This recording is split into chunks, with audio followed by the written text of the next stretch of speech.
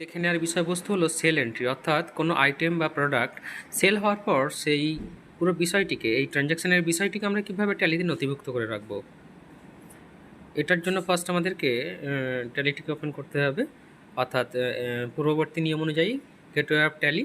এটার পর আমরা চলে যাচ্ছি ভাউচার্স, এন্টার মারলাম। এরপর F8 প্রেস করতে হবে, তাহলে আপনার সেল ভাউচারটি ওপেন হয়ে যাবে। এরপর পার্টি নেম সিলেক্ট করতে হবে, না থাকলে ক্রিয়েট করতে হবে। অল্ট সি মেরে আমরা ইমিডিয়েট লেজার বানিয়ে নিতে পারি, অর্থাৎ যে পার্টিকে সেল করছি তার নামে লেজার না থাকলে আমরা অল্ট সি প্রেস করব পার্টি লেজারের সেলটিতে এসে। লেজার যদি বানানো না থাকে আমরা অল্ট সি মারলাম। এরপর এখানে যে পার্টিকে সেল করেছি সেই পার্টির নামে আমরা একটি লেজার বানিয়ে নেব এবং লেজারের আন্ডার রাখা হবে সানডি ডেটার। নিয়ম অনুযায়ী খরিদ্দার হলে তার আন্ডার আমরা সানডি ডেটার্স রাখি।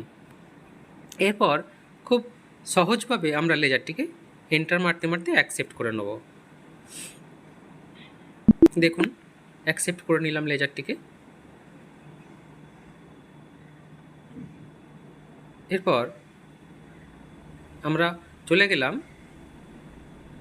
এন্টার মারতে মারতে পুনরায় ভাউচার। এখানে যদি কোনো সেল লেজার ক্রিয়েট করা না থাকে, একই রকমভাবে অল্ট সি মেরে আমরা সেল লেজার বানিয়ে নেব এবং সেল লেজারের আন্ডার সর্বদা সেল অ্যাকাউন্টস রাখা হয়।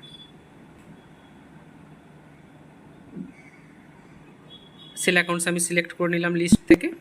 এরপর এটিকেও যথারীতি আমরা অ্যাকসেপ্ট করে নেব। এরপর স্পেস দিতে হবে আইটেম নেম অফ আইটেমসের ঘরে এসে। এবার লিস্ট থেকে আপনাকে আইটেম সিলেক্ট করতে হবে। এবার কত পিস আপনি বিক্রি করছেন, দেখুন এখানে ন্যারেশনে বলা রয়েছে যে ফার্স্ট যে আইটেমটি রয়েছে লজিটেক কিবোর্ড মাউস, এটি যতগুলো আইটেম আমি সেল করতে চাইছি সেই সংখ্যাটা নিতে হবে এবং রেট যেটা বলা রয়েছে, ডিক্লেয়ার করা রয়েছে, সেই রেটে আমি সেল করছি। একই রকমভাবে দ্বিতীয় প্রোডাক্টের ক্ষেত্রে যেটি এসএসডি রয়েছে, একই রকমভাবে তার কত পিস আমি সেল করছি মানে কোয়ান্টিটি এবং তার সেল ভ্যালু কী আছে সেটা এখান থেকে দেখে নিলাম এবং এন্ট্রি করে দিলাম। এরপরে অ্যামাউন্ট অটোমেটিক্যালি চলে এলো। এবার বিলটিকে আমরা এন্টার মারতে মারতে সিম্পলি অ্যাকসেপ্ট করে দেবো। একেবারে সহজভাবে সেল এন্ট্রির পদ্ধতি আমরা দেখলাম। এরপর আমরা দেখে নেব সেল এন্ট্রিটি কমপ্লিট হয়েছে কিনা বা সাকসেস হয়েছে কিনা। এটার জন্য আমরা চলে যাব ডে বুক,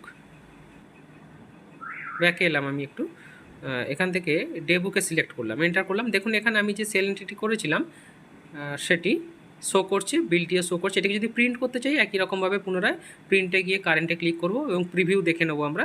দেখুন বিলটি এক্স্যাক্টলি এরকম দেখতে হবে। এরকম বিল সচরাচর চোখে পড়ে থাকে বিভিন্ন প্রোডাক্টের ক্ষেত্রে, বিভিন্ন ক্ষেত্রে, সেলের ক্ষেত্রে।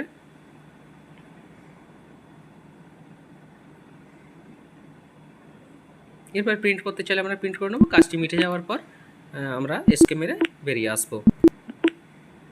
Thank you for watching.